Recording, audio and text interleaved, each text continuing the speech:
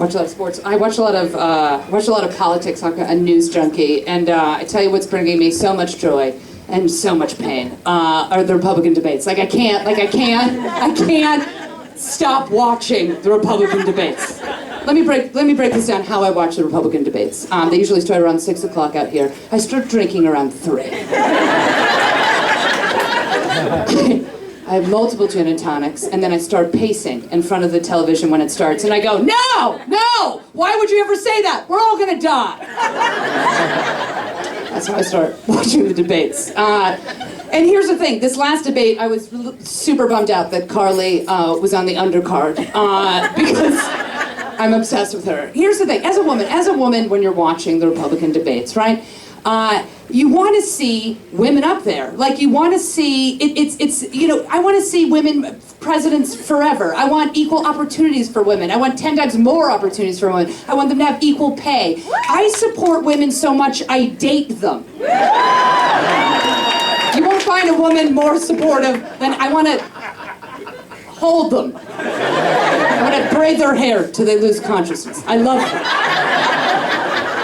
So, when you're watching the debates and you see Carly up there, you're split as a woman. You're like, oh, this is great. Your first instinct is like, this is great. She's intelligent and aggressive. This is fantastic. Then she opens her mouth and you're like, oh God, no, pass.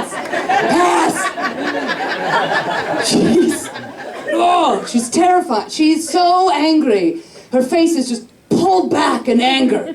If you peeled off her face, there'd be an angrier face underneath her face. Oh my God, and she can tell, she doesn't even listen, right? Everyone's talking, she's just like,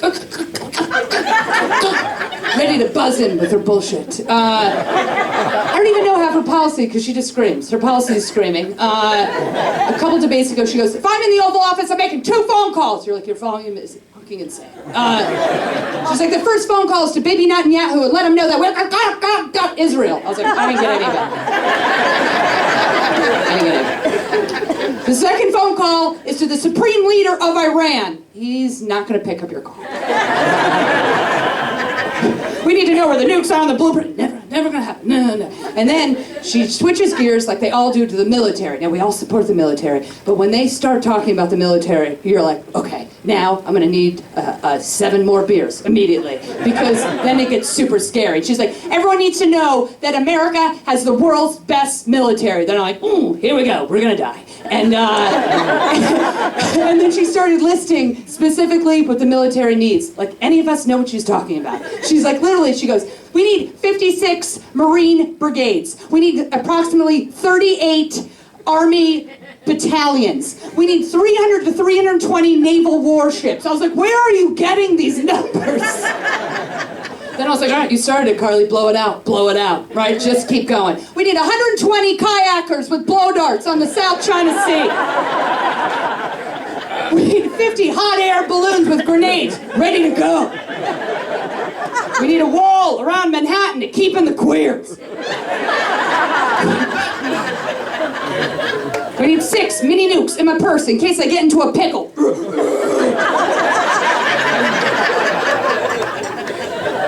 Terrifying. Ben Carson? What? How is he still up there? How is he? He's been on Ambien for about a year now. He is sleep talking. He's been sleep talking the entire debates. Someone's gonna wake him up in 3 months and be like, you know, you ran for president.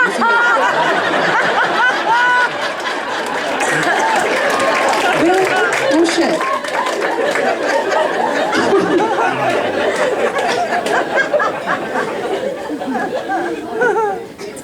Fucking Ted Cruz. Ted Cruz's face looks like a mask from Point Break.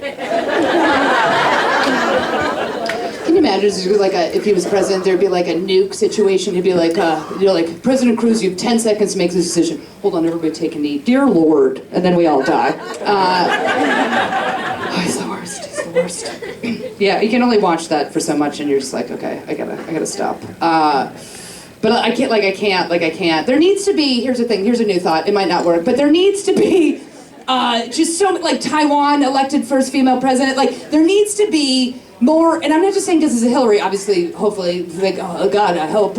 It just, there needs to be more women in charge. It doesn't even make any fucking sense because there's just pockets of like the wars and extremists. They're all dudes. They're dudes. I'm not saying all dudes are bad. Just they are sort of in charge of all the violence. There's a little bit of a pattern. You pick that up on the fucking history of the world. It's when men are in charge of other men, shit doesn't go that well. You know what I mean? If men are in charge of other men, it's like war. If women are in charge of men, it's called a successful marriage.